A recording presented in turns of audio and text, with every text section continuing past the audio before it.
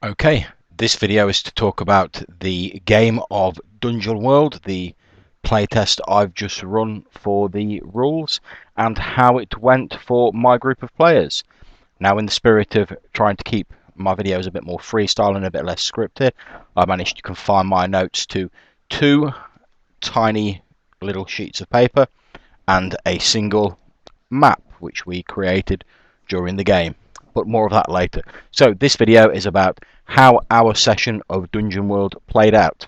And we had a fairly interesting mix of characters, which, looking at my notes, I can see we had Zeno, a sharp-eyed human wizard from a land of strange religious mages that was now lost to myth.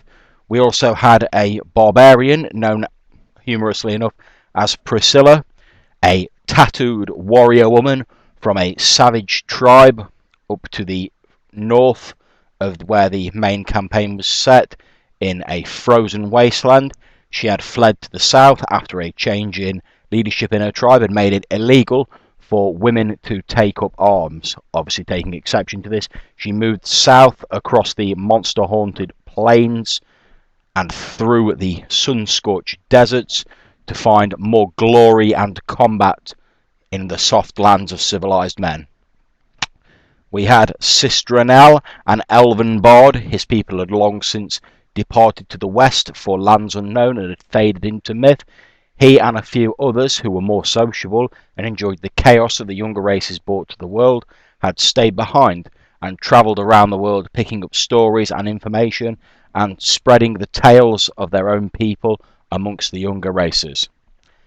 We also had Durga, a cleric of the Dwarf Father, a god of battle, a god of glory, a god of honour, seeking to enlighten the masses, to bring the ways of his clan to the weaker younger races, those who were taller and thus further from the earth and further from God himself.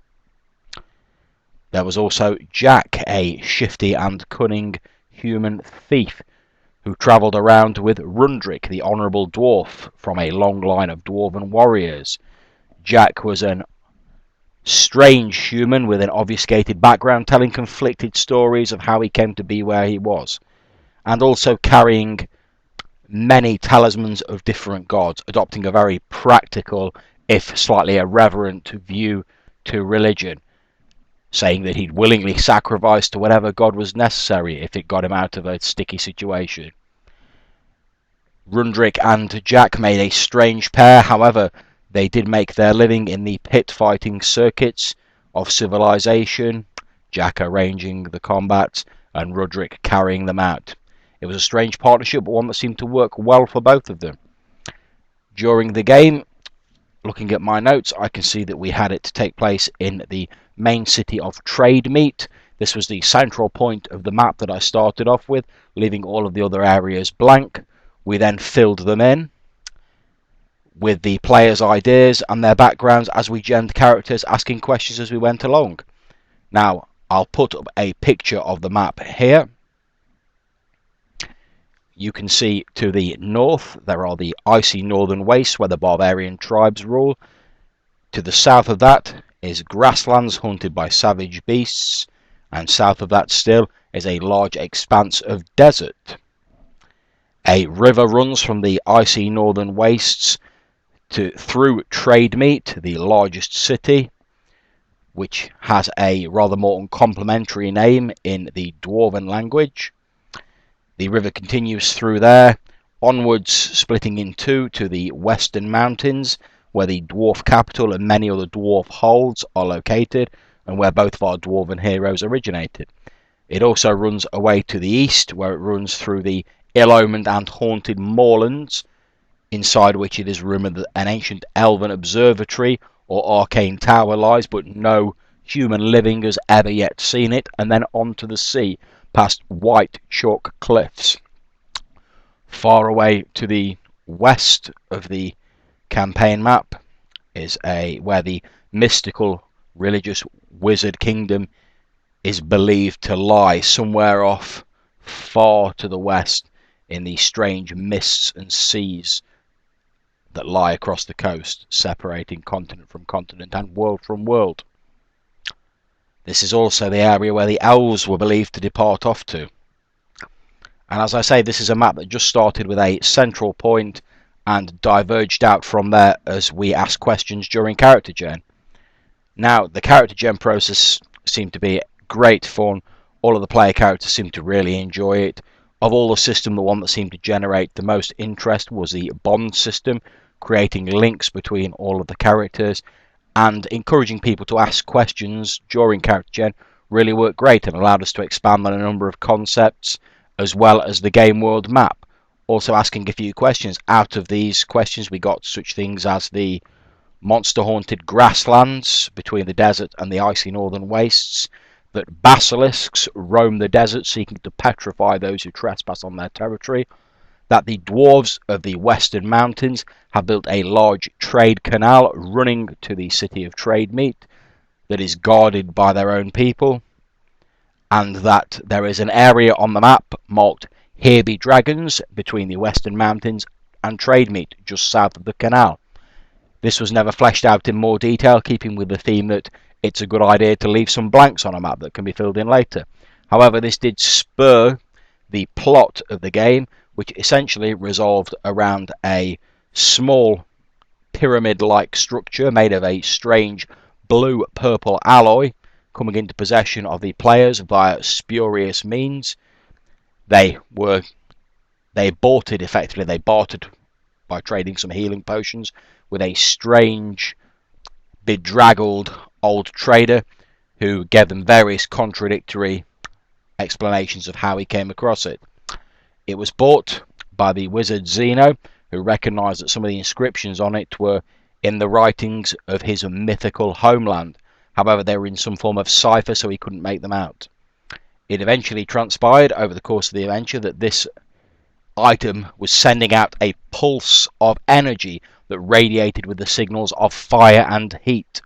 This pulse eventually led to the summoning of one of the mythical fire drakes from the west of the continent, which devastated the city of Trademeet, burning all in its path in its haste to make it to the object that sent out the summons. Upon which the player characters set about the fire drake with various degrees of success, the dwarven fighter heroically sinking his axe into the dragon as he leapt from a second-story window of a tavern onto its back, fiery blood gouting over him, burning his beard, burning his hair, burning his flesh. However, Rudrig refused to yield, remained strong, and whilst his fellows below, coughing from the smoke and the flames and the fire, attempted to find a method to deal with it, he continued to hack at the mighty beast, whilst it tried to scrape him off against the masonry, the buildings, the walls, before eventually turning upwards and trying to shake him loose by flying directly up into the sky. Eventually, the wizard Zeno realized that he needed to infuse the item with some energies that cancelled out those that were emanating from it, energies of cold or of water. He initially, lacking any such powers himself, attempted to plunge it into a bucket of cold water. However, such mundane items were no match for an object of such occult power, and it began to hiss and melt and steam the water out of the bucket. In his desperation, he called upon his bardic companion, Sistranella, who was able to focus the power of ice and cold through Zeno as he shed his own blood, mixing it with the water as his blood fell like icy crystals out of his veins into the water, onto the sculpture, and nullified the pulse of energy. With the energy being nullified, the attraction to the dragon was lost, and now ignoring the town, it turned towards the west and homeward and began making its way off with huge beats of its ponderous wings. However, this left Rudrig in a bit of a quandary, since he was still on its back, hanging on by the axe embedded in its scales. Luckily, and with great skill, he was able to both withdraw his axe and leap onto the roof of a nearby building, forward rolling and emerging unharmed after his escapade. And that pretty much ended the session there. The players were each gifted 100 coin by the grateful townsfolk, given to them in person by the Master of the Brewers Guild in recognition for their efforts in saving the livelihoods of publicans and businessmen everywhere, and for their efforts in helping rebuild the city after the devastation of the fire drake. We then looked at the carousing rules, and the player characters chose to receive an NPC, which was the Master of the Brewers Guild, some useful information, which was that fire drakes, despite being mythical and having never been encountered before, even in the time of Sister Annelle's people, they were never common, that fire drakes spottings had increased in the last few days, and there were tales of them being seen near the western mountains by the dwarven outposts. They also chose to receive some other additional information, and they were given some background information on trade meat and the various illicit dealings that take place there. Now, at the end of this session, I asked my players for their opinions on it, and I've noted a few of them down here. Most of them thought that it had a very quick and D&D light feel to it, which was very satisfying and rapid to run. However, it managed to maintain the essential feel of a Dungeons and Dragons game quite well. Most of them said they'd be quite eager to try out the various other world games, such as Apocalypse World, etc. The Bonds section, part of campaign design and character design, was thoroughly loved by all my players, and a few of them said they'd certainly like to use something similar in their own games, whatever the system was.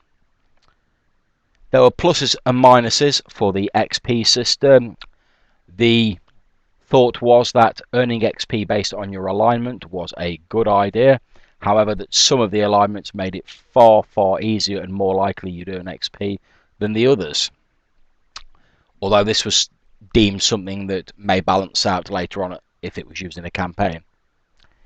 One of the things that my players seemed to particularly like was the increase in choice you had when it came to your own options, and the setting creation along with character gen was particularly liked, and one of my friends has said that he's planning to use that for his Pathfinder game soon, which anytime anything is nicked or borrowed from an RPG, it's surely a sign of a very good games mechanic. So there you have it. Overall, a very positive result for my first game of Dungeonworld. I'd give it the 2 thumbs fresh, definitely, and say that if anything, after running through a quick test of the game, it's actually only grown in my estimation following my previous review of it. I'll put a link to the video below in the box so that you can see that if you want. And I certainly think that I can see this becoming one of my go-to games and something that I'd certainly love to run again. In fact, some of the players have asked me whether I consider running further games using this system. And definitely, yes, I would. So, to sum it all up, Dungeonworld, fantastic game, very simple to pick up, very quick to play, very easy to play. It encourages a very collaborative experience between the players and the GM. It encourages you to leave some blanks so that the GM is not stressed out and bogged down with minutiae and with intricate details of planning. Our game, even though we were relatively new to it, the character genning, campaign creation, and me planning out the adventure probably took no more than half an hour, if that. And the rest of the time we played quite happily from about 8 o'clock until 12 o'clock. And everyone seemed to thoroughly enjoy the experience. So if you're looking for a game that has all of the flavour of D&D but is far simpler to play, I'd recommend that you go out and think about getting yourself a copy of Dungeonworld.